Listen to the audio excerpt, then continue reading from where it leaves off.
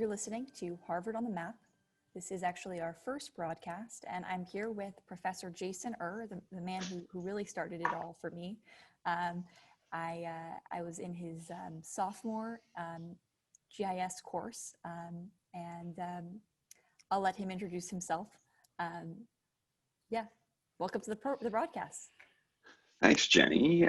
Really nice to be here with you, and it's really great to hear that I was inspirational. I'll introduce myself as you asked. I'm Jason I'm an archaeologist in Harvard's Department of Anthropology. I came to geography and not as a student, but because my archaeological questions were big, spatially big. I wanted to know about things that I couldn't dig up.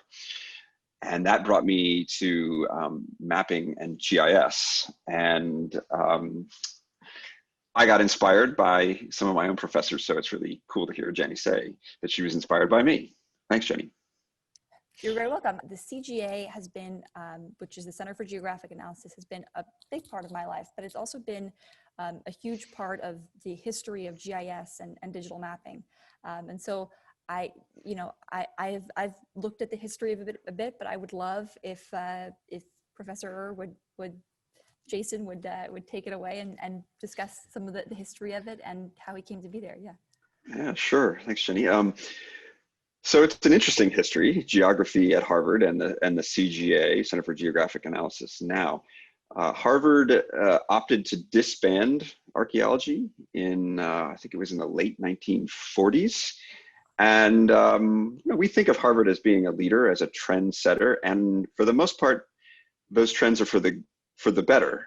But here's a case where Harvard's decision was, we now know, to be a really bad one, but it was followed by so many other schools. So in the late 20th century, a lot of schools disbanded geography as an academic department, following Harvard's lead. Well, the digital revolution that started in the 60s, but really became huge in the 1990s, meant that Harvard was sort of behind the curve because we had disbanded the academic department where this new geographic information systems or geographic information science, where it should have grown. And towards that end, Professor Peter Bohl, a colleague of mine who's actually a Chinese intellectual historian, he started the Center for Geographic Analysis initiative back in 2007, I believe it was. So I think it shows you how geography has expanded in that at Harvard, geography was resuscitated first by a Chinese intellectual historian, and then the person that followed him was an archaeologist. So two very humanistic people grabbing onto this new kind of technology, this new science of geography that the university had abandoned 60 years earlier. Fascinating. And I touched on Fisher and his role and the role of Jack Dangermond, obviously, and the impact that he played on the history of GIS at Harvard. But do you experience any remnants of the laboratory of computer graphics? Does that ever come up, or does it play no effect? Well, it would be nice if we had a direct line between the CGA today and the Laboratory for Computer Graphics in the 1960s, but it was something that Harvard walked away from, that the GSD walked away from. We at the CGA hosted a conference on the laboratory a few years back, where we really, a lot of us got to know this piece of our own history for the first time. I've been on the faculty 15 years, but so it was fascinating to see how these very important early moments in the history of GIS took place right in places that I know, in locations, in a landscape that I inhabit all the time, but had no idea. For example, I learned that one of the places on campus where a lot of the best ideas came about is now the undergraduate bar underneath the Annenberg Dining Hall. What was that? I've been in there, I had tons of pints in there, but I didn't realize that that's one of the physical spaces where GIS was conceived and expanded. Really? That is fascinating. Yeah, the Queen's Head. Yeah, that's so That's funny. right. Wow. Huh. Um, well, so I saw the agenda for that conference, and I saw that I think Dangermond was there for that. And does he reflect on? Did he reflect on how GIS has changed at all since his? Obviously the precursors like SciMap or Odyssey, the sort of very basic geographic modeling softwares, are nothing like not nothing like, but they're very rudimentary in comparison to the GIS that we know and love today. So, did he talk about that at all, or is that Well, he did, but Jack Dangermond is a very forward-looking person. He's looking for what's coming next. So when we had him, he was largely talking about next steps, because that's what Jack Dangermond and what Esri do particularly well is lead. Yeah, so the Esri has been, we have a very good partnership with Esri here at Harvard, and not just because there's this connection between Jack Dangermond, who was a student here, but also because we have so many people across disciplines that are looking to use these tools to answer geographic questions. And Esri software has proven to be, I think, the most user-friendly, the most entry-enabled of the commercial and open source packages. So we make a lot of use out of Esri products, our faculty and students. makes a lot of sense. I wonder how did you first start? When did your GIS journey begin? Was that when you were with your anthropological work? Or was that in an undergrad or? Oh yeah, well my GIS journey began at another school that followed Harvard's lead and disbanded geography. That's the University of Chicago. As a graduate student at the University of Chicago, this is where I began to get interested in questions about landscape, and I got particularly interested in a data source. The US government had declassified satellite photographs from the first American spy satellite system. It was called Corona.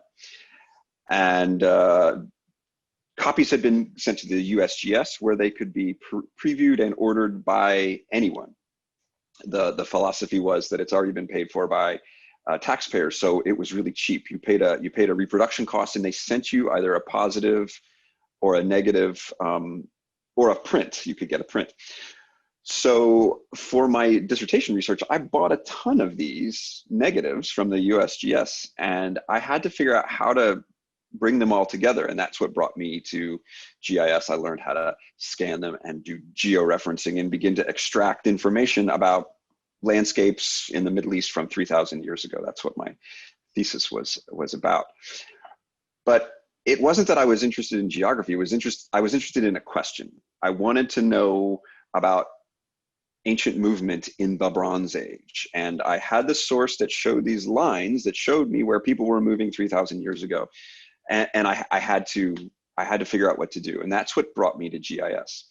This is a story that I've heard again and again here at Harvard, where faculty and students, they have an interesting question that they want to answer. The question comes first: how do I answer this? And the methodological answer is so often, you need to bring this into GIS. So I never took a class. The class that you took from me a few years ago, Jenny, I wish I'd had that class. This was a specialized class in GIS and spatial analysis for archaeology. I wish I'd had that class, but I had to teach myself. And a lot of us had to teach ourselves. And that's why I think the CGA is really a great resource, because here at Harvard, you don't have to teach yourself. There is formal coursework now, and there's also this support institution, research and support institution, in the form of the Center for Geographic Analysis. I'm always astounded by how many projects are going on at the CGA at any time, or how many projects they're assisting with, from the world map, which I saw, which focuses on maps of Africa. I saw that Raj Chetty, there's a HBS professor who's looking at economic research using GIS, or Paul Salopek's Out of Africa walk, which is also fascinating, and also someone I would love to talk with on this show. but in any case, I wondered what has been your most interesting GIS project that's been brought to the CGA that you've sort of seen. Wow, that's such a, I mean, there have been so many cool projects. We've looked at the connection between, I'll give you a particularly relevant one. We have Professor Ryan Enos in our government department. He's very interested in the connection between the diversity of neighborhoods that people grew up in and how their political leanings are later in life. For example, I think a lot of us, me included, I wanted to move to a neighborhood with good schools, but in the Boston area, I didn't want to go out to the suburbs because I wanted my kids to grow up in an economically and racially diverse neighborhood. And once you go outside of Boston, the further out you go, the less diverse it gets. And that's because I want them to grow up to be, I want them to be good people. I want them to believe in equality. I want them to be anti-racist, things like that. So back to Ryan. Ryan has been taking old census data from the 40s and 50s, seeing where people lived. And then I'm not exactly sure how he's doing this, but he's taking these massive data sets and he's plotting them against sort of how people vote today. Presumably now they're later in their lives, now they're voters, and trying to see if what I did, just because I think it's the right thing, whether it has any empirical basis behind it. And it's really a massive, it's kind of a geospatial data science project that occupies most of the 20th century. So really cool stuff. Yeah. I could give you other examples. I'll give you a humanitarian example that I think is going to sound really familiar to you. A few years ago, I had a student come to me and she was interested in water and human rights in the Middle East. And I proposed to her that she might think about the plight of the Marsh Arabs in the south of Iraq. They lived in existence based on fish and reeds and cattle, but in the marshes, in islands that they created themselves. And they did this for probably millennia, but the Saddam government had drained the marshes as a way of punishing these people because they were perceived to be disloyal to Saddam's Ba'ath Party. And this student decided that she was going to map where they'd been by using some of the same declassified satellite imagery sources that I just mentioned from the 1960s when these were living communities out in the marshes. She did this as a senior thesis. She won a bunch of prizes, including from the Center for Geographic Analysis for her cool work. Her name is Jenny Horowitz, and I'm talking to her right now. It continues to be one of the coolest senior theses I've ever been involved in. And it was, I hope it was as satisfying an intellectual experience for her as it was for me. Oh, well, it certainly was, and I appreciate it. That was an amazing opportunity, and it really got me to really engage with GIS for the first time. And I'm honored that I made the list. I'm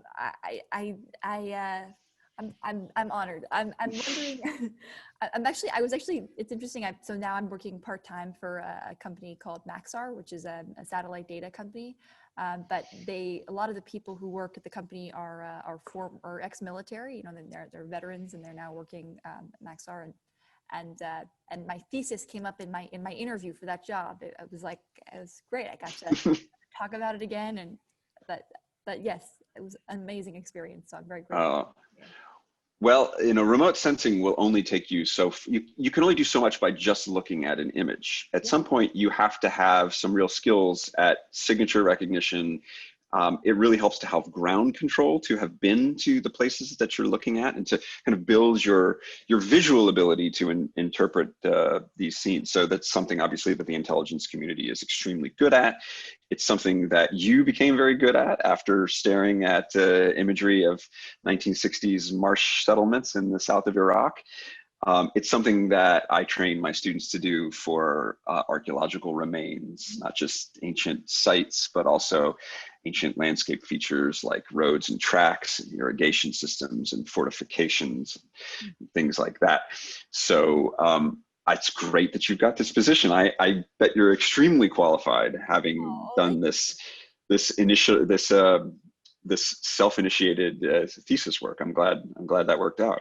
yeah, I remember being up late at night next to your office in that little room and finding all of the marsh huts, which were sort of in the shape of, they look like little octopi, and they're inside of the marshlands, and identifying those was at first painstaking, but it was fascinating nonetheless. Anyways, to get back on track, the CGA, one of my favorite things has been, especially in quarantine over the summer, looking at some of the past CGA agendas for the conferences. And each one, I mean, you guys draw on an incredible array of folks for those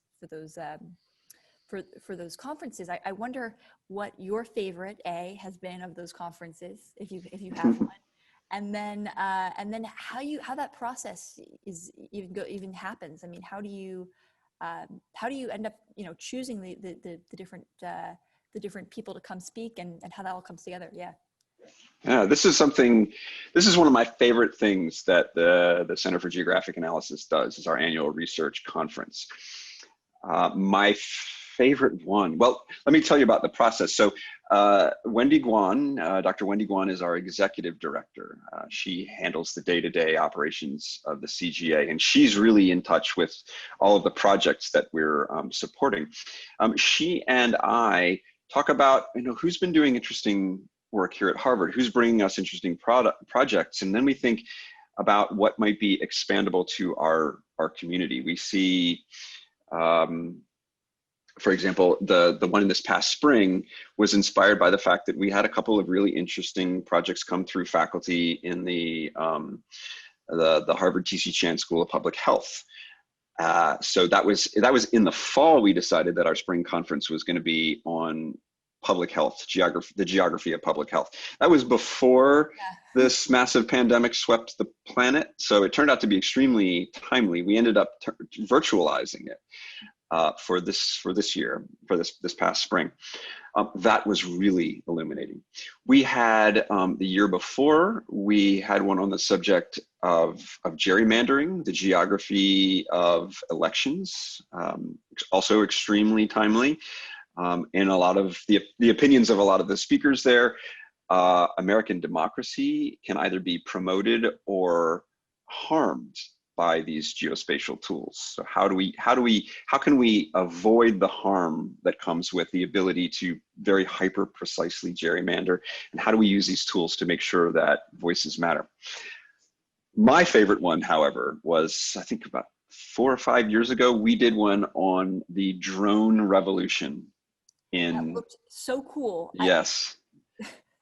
I wish. So this is one that I have to say I might have been the director's choice here, because I've gotten really interested in drones in archaeology, and it's a kind of a combination of the cost of drones and GIS software coming down, the ease of use, both of the software to plan and pilot the drones, but also to process the photographs and turn them into actual data. And it's one thing to send up a drone and take a picture facing down. It's another thing to take multiple photographs and turn them into an ortho photo, or to turn them into topographic data, and from topographic data to produce hill shades or slope maps, or generate hydrology. You can see, you can go in so many different directions. So it's been just wonderful for my discipline of archaeology, but so many other disciplines are using it for mapping. This can be kind of disaster relief, all kinds of humanitarian projects. It was really interesting to see. And this was a conference where nobody really knows what's going to happen next, how far it will go.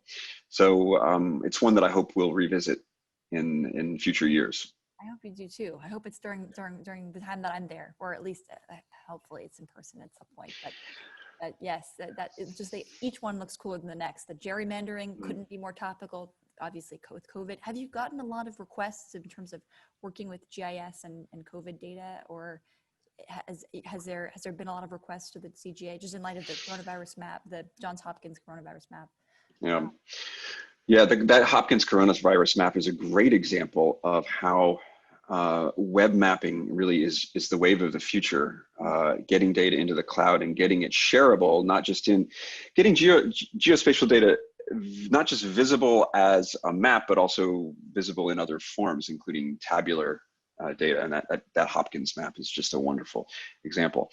So, as you might guess, the CGA is getting a lot of requests for help and collaboration support for questions from especially from the School of Public Health here at Harvard. So much of what we do to fight this involves space and geography. Even my kids know what the significance of 6 feet or 2 meters it is. So yeah. Yeah, I'd imagine there's quite a few. And how, just to go back to the conferences here, how long have the conferences been going on at the CGA? Is that a new phenomenon, or still? This has been this is our annual research conference. It happens in the spring every year. We usually find at least 1 or 2 corporate partners to go in on, and we usually find some partners at various institutes here at Harvard.